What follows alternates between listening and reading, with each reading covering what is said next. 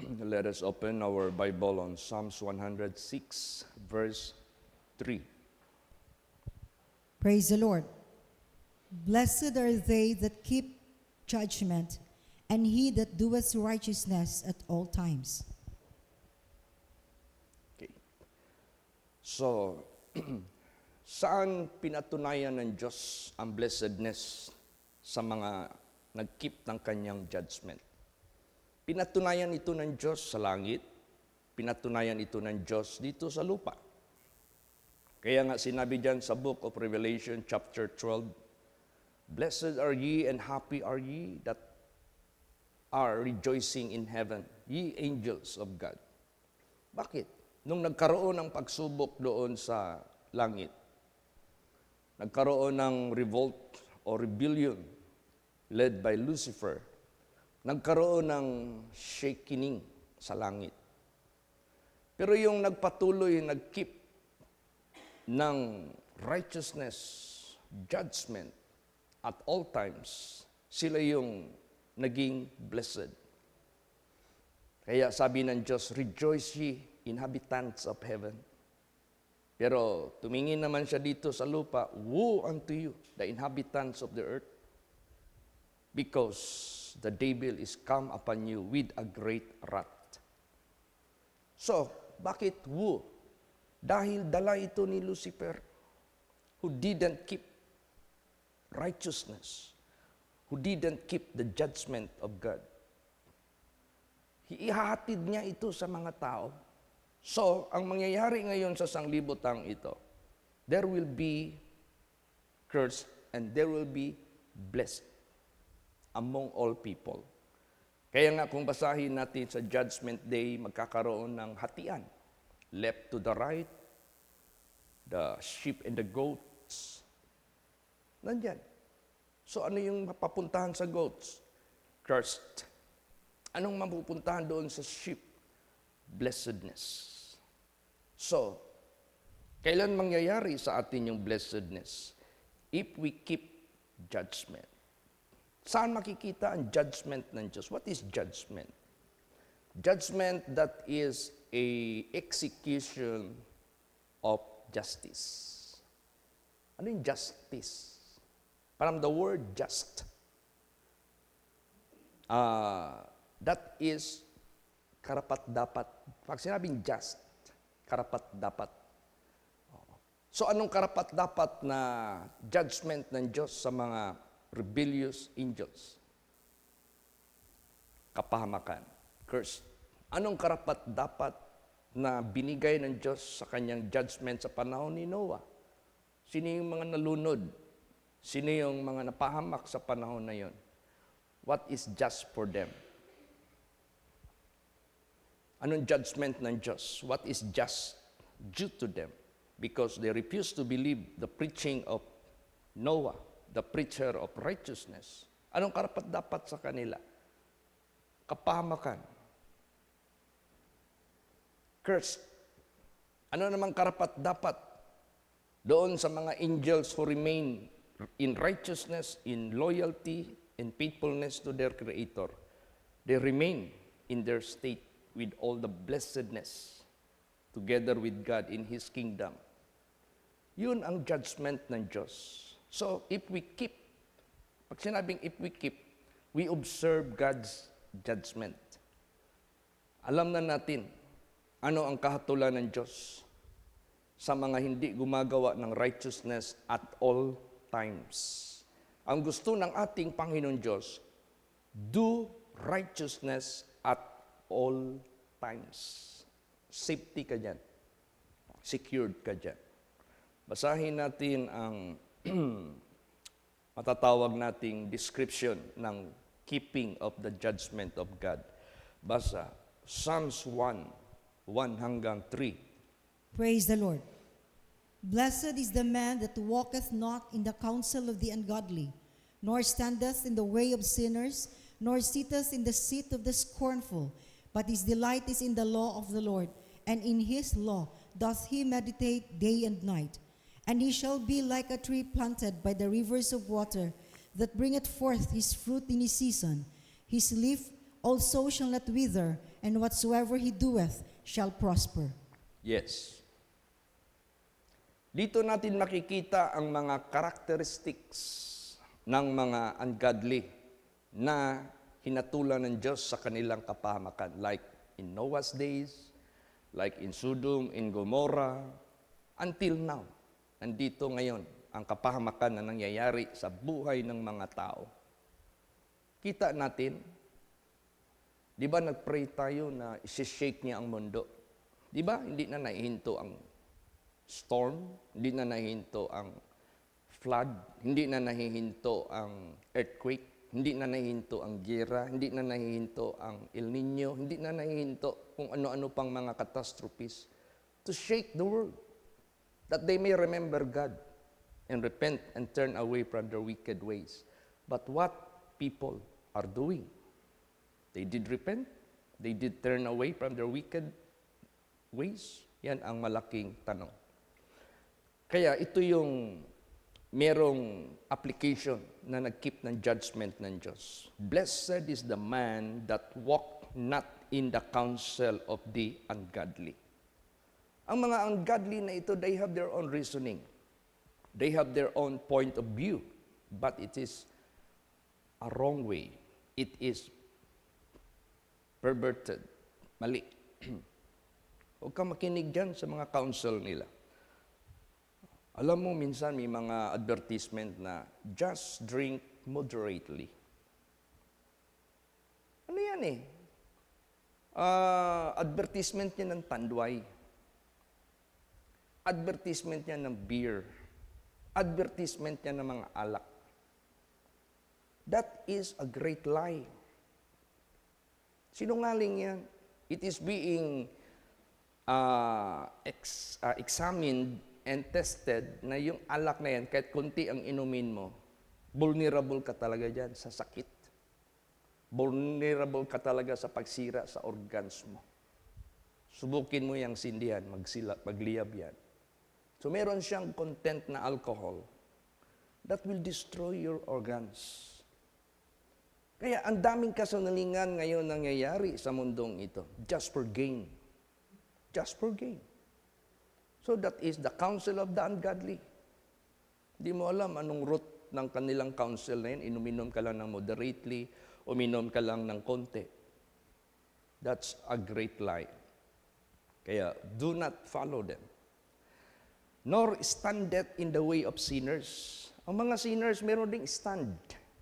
Meron din silang tinatawag na their own opinion, their own point of view sa buhay nila. Pero, ungodly. Not based on God. Not based on the truth through the Word of God. Not based.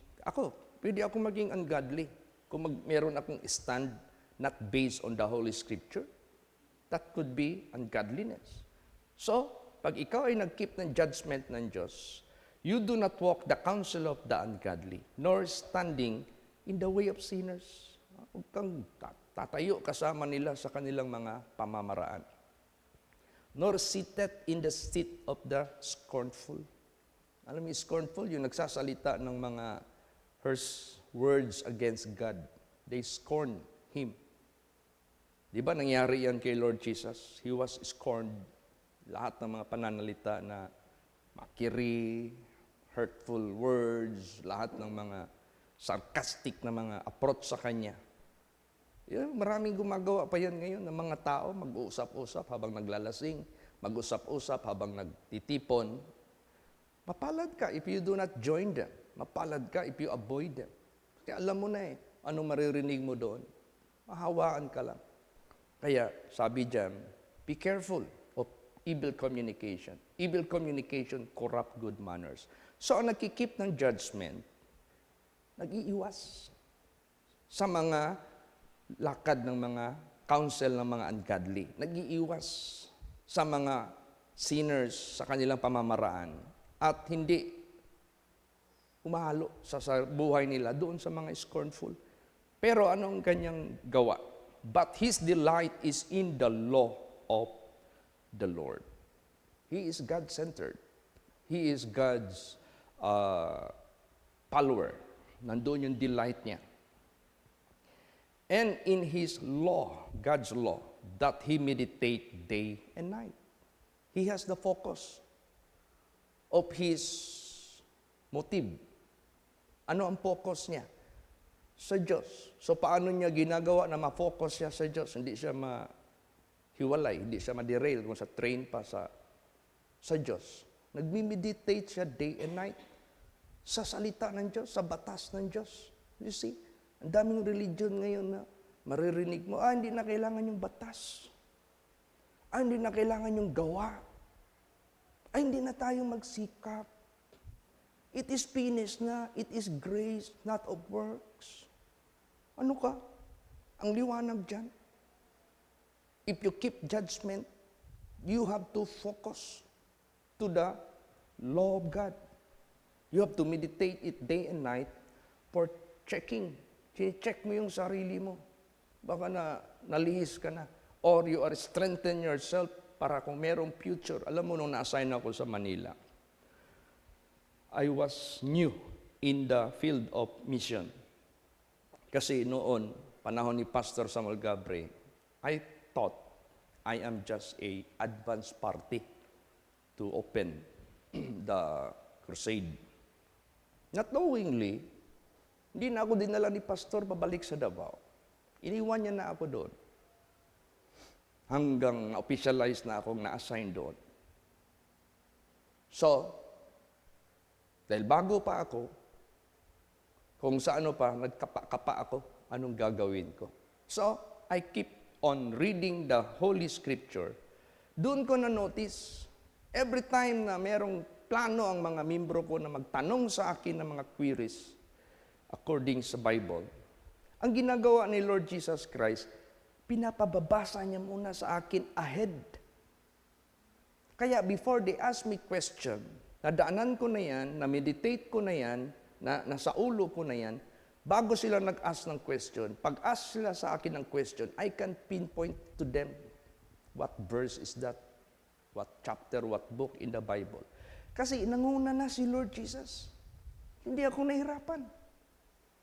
So you have to meditate day and night in His law, kasi kung may mga tukso, may mga pagsubok na darating sa buhay mo, you are prepared.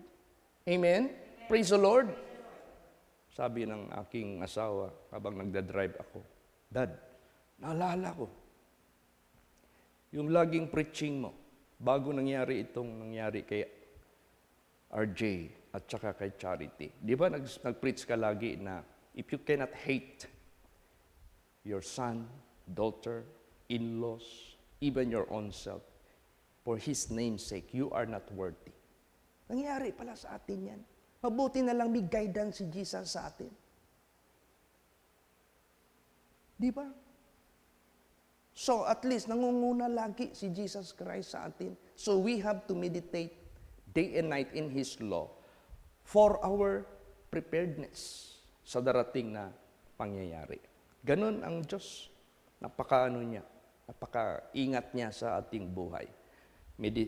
His delight is in the law of the Lord, and in His law doth He meditate day and night. And He shall be like a tree planted by the rivers of water. There is no such tendencies of drying up. There is no such tendencies of fainting. Malayo ka sa panghihina, malayo ka sa katuyuan, we are always fresh.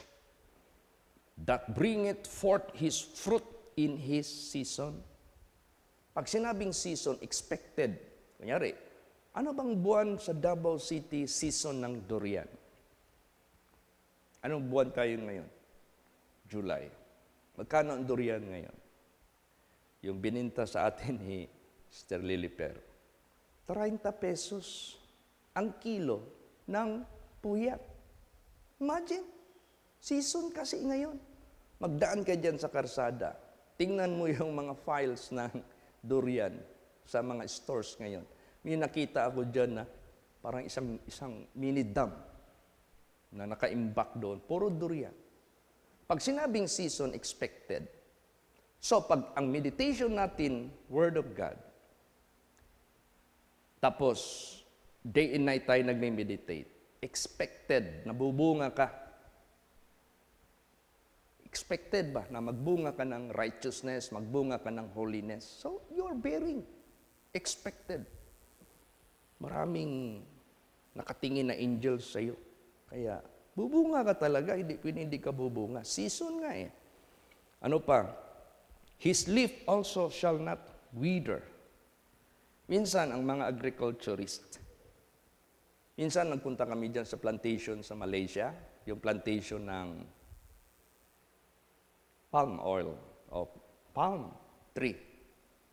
Minsan yung mga bihasa na magtrabaho dyan, alam nila yung status ng puno ng palm, either healthy or not. So tinuturo sa akin, Pastor, tanawa ng dahon sa palm tree. Gayilo-yilo. Indikasyon na nga way abono ang ilahang tanom. Tanawang bunga nila, gagmay ra kayo. Ganun pala. Siguro hindi nag-invest yung may-ari o wala ng pera. Hindi na na-sustain.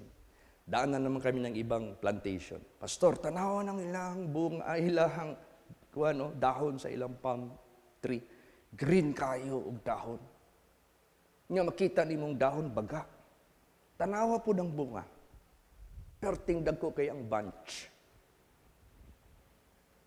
Tungod kay inap ang abono.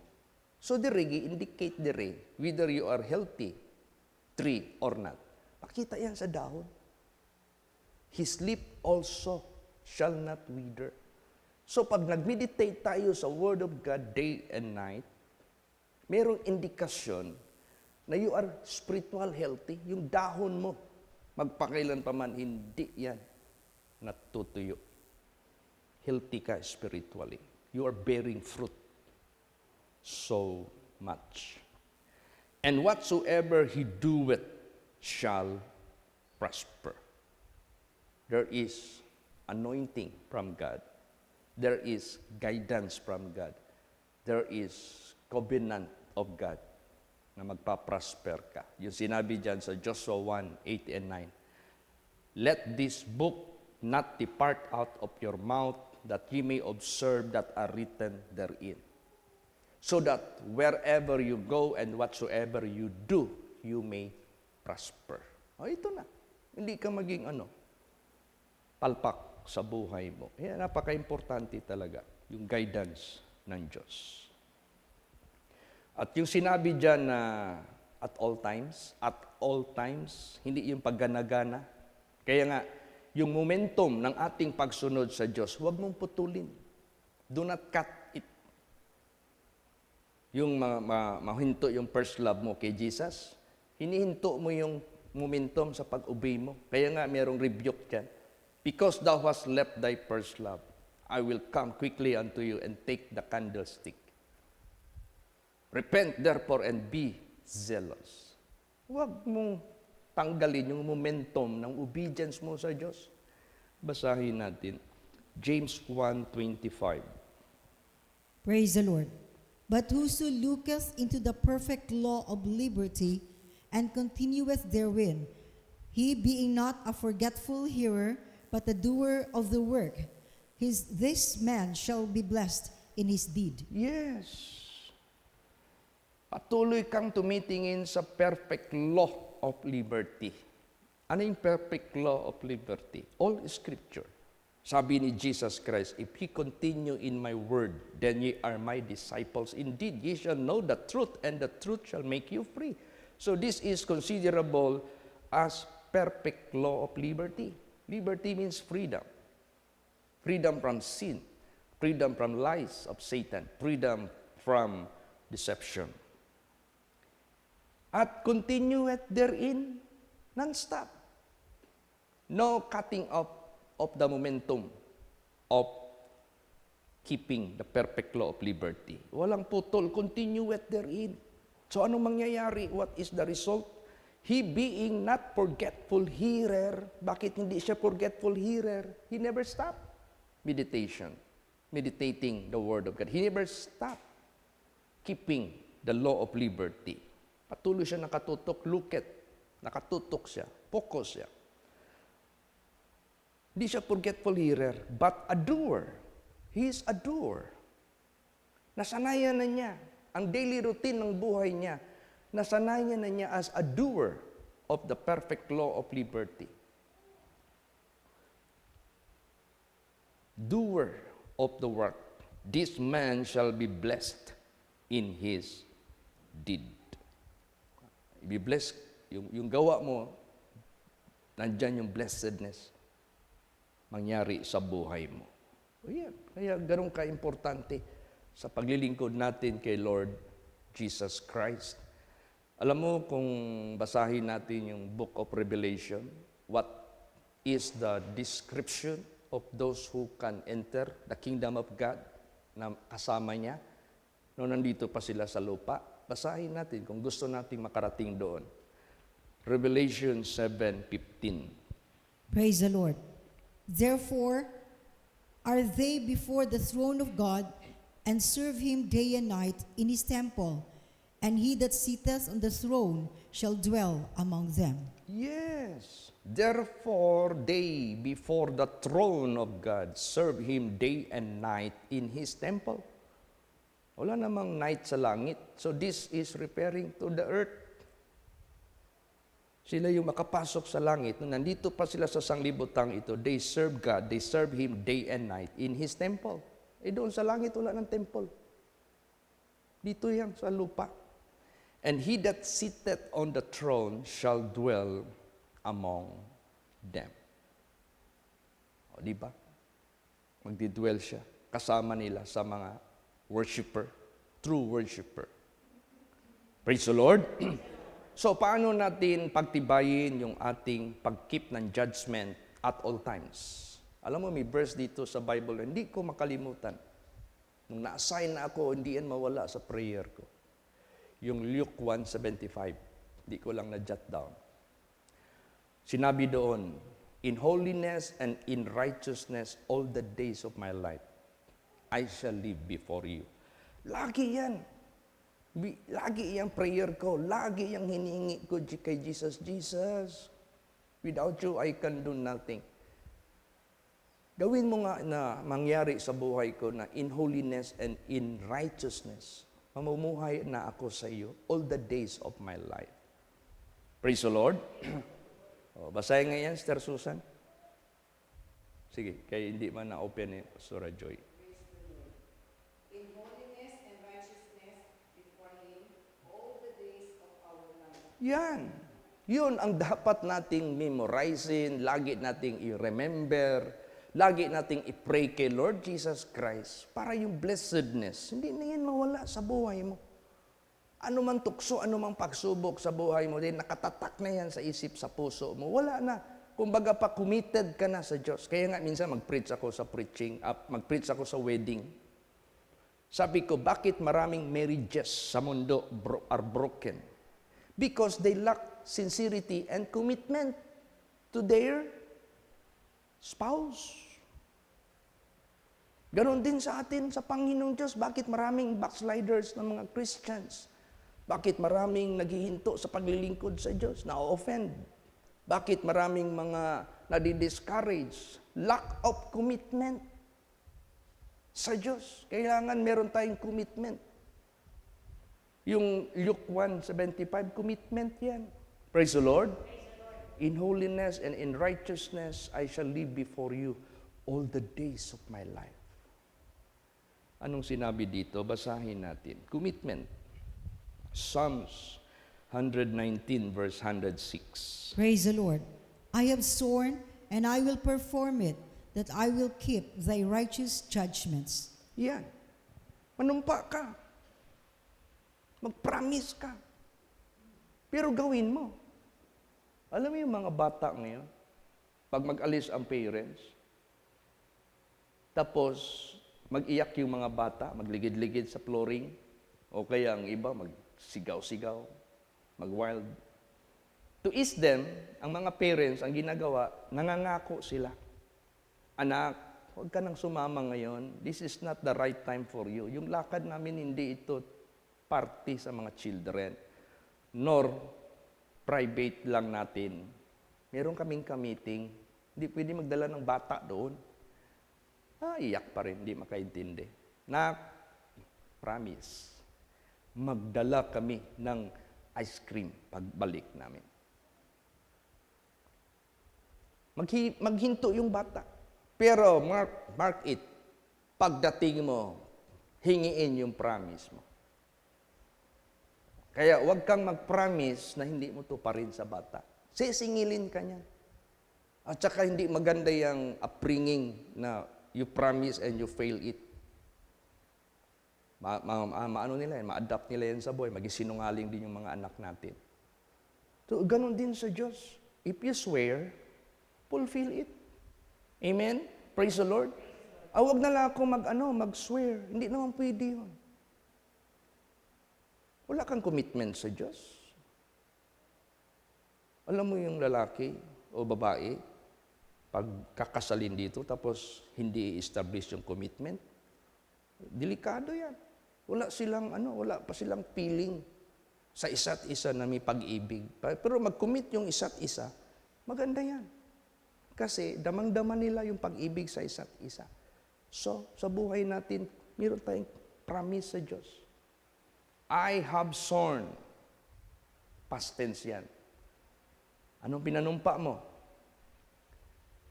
Para sa Diyos. Sabihin mo, Lord, I will keep your commandments. I will be watchful and prayerful. In holiness and in righteousness, I shall live before you all the days of my life. Yun yung mga ganun na promise eh.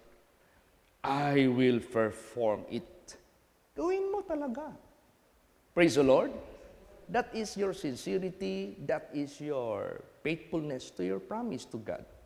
That I will keep thy righteous judgments. Alam mo, ang judgments ng Diyos, righteous judgments. Doon man sa langit, dito man sa lupa. I-keep natin yan ng buong puso. Huwag tayong magpabulag-bulag dyan. Huwag tayong magpa-ignorante yan. Kahit alam na natin, hindi pwede. Tandaan natin lagi yan. Alam mo, ang kaligtasan malapit ng darating. Ang tinitingnan ng Diyos, yung nag-keep ng judgment ng Diyos. Importante ito. Basa. Isaiah 56, 1 and 2. Praise the Lord. Thus saith the Lord, keep ye judgment and do justice, for my salvation is near to come, and my righteousness to be revealed. Blessed is the man that doeth this, and the Son of Man that layeth hold on it, that keepeth the Sabbath from polluting it, and keepeth his hand from doing any evil. Yes. Sabi ng Panginoon, ingatan ninyo ang aking kahatulan at gumawa kayo ng hustisya. Dahil ang aking kaligtasan ay malapit ng darating. Ang aking katuwiran malapit ng ihahayag. Ano yung katuwiran na ihahayag niya? Sino yung maligtas? Sino yung hindi maligtas? Ihahayag niya yan. Blessed is the man that doeth this. Mapalad ang tao na gumagawa nito. Anak ng tao na nililayhold niya. Ano yun? Yung iniingatan niya. That keepeth the Sabbath from polluting. What is Sabbath? That is a day of worship. You do not pollute it. And keepeth his hand from doing any evil. So how do you make your Sabbath day polluted? Pupunta ka dito, may ginagawa kang karumihan sa labas. Pumupunta ka dito, meron kang mga kalukuhan ginagawa sa labas. So you are polluting the Sabbath. No, do not do it. With a pure heart, gawin mo ang pagsamba mo sa ating Panginoong Diyos. Kaya minsan, merong nirebuke dito ng ating Panginoong Kristo. Basahin natin, Luke 11:42, about judgment ito ha. Sige. Praise the Lord. But woe unto you, Pharisees,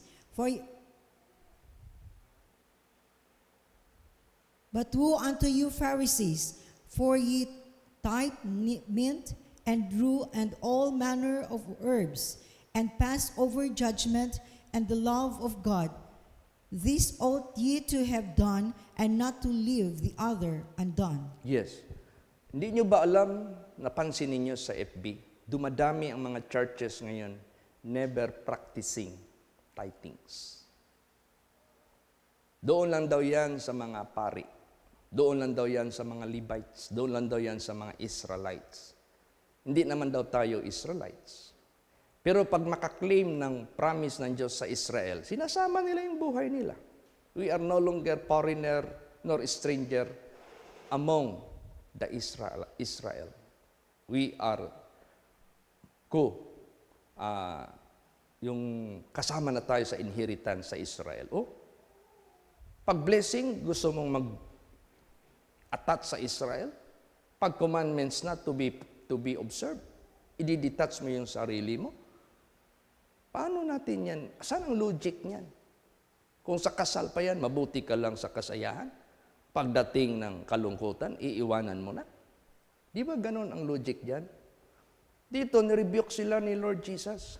Woe unto you, Pharisees, for ye tithe. So, ibig sabihin, pag nirebuke ka sa tithings, may mali ka. Gusto ni Jesus, ituwid yung tithings mo. Woe unto you, Pharisees, for ye tithe mint and rue and all manner of herbs. Basahin mo yung ano yung mint. Gamit tayo ng dictionary. It search nyo mamaya, assignment. Ano yung rue? Ano yung manner of herbs? Napupulot lang yan dyan sa lansangan. Sa mga maliliit, magaling sila mag-tithes. Pero sa totoong income nila, zero sila. Ang tagal lang nagtatrabaho, wala man lang, hindi man lang binabasihan yung sweldo para kunan ng 10%. Walang judgment. Walang judgment. Sabi dito, and pass over judgment. Wala nang judgment. Wala nang base sa income. Wala nang base sa figure. Ito lang. Basta meron lang. Ayun na yun. Pinupulot lang kung saan-saan ang mga damo. Doon sila nagbibigay. Doon sila nagbabase.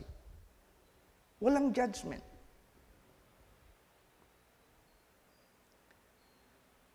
And love of God. Walang pag-ibig sa Diyos. Ano yung pag-ibig sa Diyos? Keep His commandments, 10% of your income. Do you do that? Or you just pass over it? Kasi nanghinayang ka. Ask yourself. Tanungin mo yung sarili mo. Sino ka sa harapan ng Diyos? O ni-rebuke. So turn from it. Follow the instruction of Jesus. The correction of Jesus, follow. Alam mo ang tao, pag hindi ka nag-tithe with judgment, wala kang love sa Diyos. Bakit? Commandments yan ng Diyos eh. Malakay chapter 3, 10 to 12. Commandments yan ng Diyos. Hindi yan commandments ng tao. Amen? Praise the Lord. Ay, bakit maraming churches ngayon na hindi na nagtitithes? Para i-please lang yung mga disobedient. Para aprobahan yung mga disobedient. Sinabi nga sa Bible cursed, maging sumpa ang mangyayari. Ayaw nila yon. Ayaw nila yung anuhin. Mali na yun. Hindi raw yun. Hindi na yung nag-exist yun. Jesus ito, New Testament, ni-rebuke niya yung way ng tithings nila. Kinokorek. This ought ye to have done. Yan ang dapat niyong gawin. Kinokorek ko kayo. Ito ang dapat niyong gawin. Yung style ninyo, mali yan. Praise the Lord. Are you willing to amend your ways, to be corrected? Hindi ka nga naglilista ng income mo. Anong basihan mo? Alam mo alam mo yung gobyerno natin? Punta ka dyan sa merong mga notes dyan ang BIR sa mga establishment. Printed yan. BIR. The moment you purchase in this establishment as OR, as official receipt. Kasi pag hindi kayo bibigyan ng OR, yung kanyang establishment na yan, nagnanakaw yan ng tax sa government. Kasi ang basihan ng tax nila doon sa OR, magkanong income, nandoon lahat, yung VAT, 12%, nandoon lahat yan. Stricto sila. Tapos ngayon, wala kang say na pagdating ng salary mo, salary deduction yung tax sa government, wala kang say. Approve. Ngayon, ito sa Panginoong Diyos, dahil di ba natin nakikita ang Diyos? Dahil hindi ba nagpapalo ang Diyos kagad-agad? Babawiin ba yan ng Diyos pagdating ng panahon? Kaya nga yung judgment ng Diyos, i-observe talaga natin yan. Praise the Lord. Yan ang ano talaga. Para sa Diyos, ibigin mo ang Diyos kahit hindi mo siya nakikita. You keep His commandments. And that is the list of His commandments. Kung hindi mo yan magawa, ay hindi mo rin magawa yung iba. Hindi mo nga nagawa yung maliliit na bagay na nasa kamay mo na. Binigay na siya sa Diyos sa'yo sa kamay mo. Para gawin, hindi mo nga magawa. Yung pa kayang other matters. O kaya, basihan lang yan sa kanyang katotohanan. Yan ang dapat niyong gawin, sabi ni Jesus, at huwag niyong iwanan ang iba na hindi niyo ginawa. Last verses pakibasa, John 12:21-23. Praise the Lord. He that has my commandments and keepeth them, he it is that loveth me.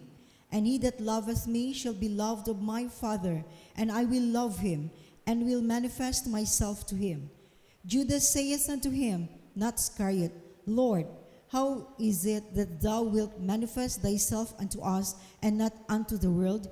Jesus answered and said unto him, If a man love me, he will keep my words, and my Father will love him, and we will come unto him, and make our abode with him. Praise See? the Lord. How necessary and or vital or important the loving of God, or if you love God by keeping His words. Kasi the Father and Him will make their abode in you. Mananahan ng Diyos sa iyo if you do that. Amen? If you do not do that, ay hindi manahan ng Diyos sa iyo. Sabihin mo, ay hindi man, nafe-feel ko man yung presence ng Diyos. Hindi man natin pwede mabali yung salita ng Diyos. Kaya nga, laging warning si Jesus, many will come unto me, say, Lord, Lord, but I will say unto them, I do not know you, you disobedient. You worker of iniquity, depart from me. Yan ang pinakamasakit sa lahat. Kaya napaka-importante talaga yung ating, yung pledge, panumpa natin sa Diyos that He will keep His judgments. Amen? Praise the Lord. Para naman yan sa kabutihan ninyo, natin lahat. So, pasalamat tayo sa Diyos. It's your choice. You want profit at little, it's your choice. You want maximum profit, it's your choice. This is part of godliness, godlikeness, keeping His commandments. So, praise the Lord. Remember, blessed are they that keep judgment, and he that doeth righteousness at all times. Hindi pagana-gana, hindi patsamba-tsamba, hindi sa panahon kung ano, hindi. At all times. Amen? Praise the Lord. Magsitayo po ang lahat.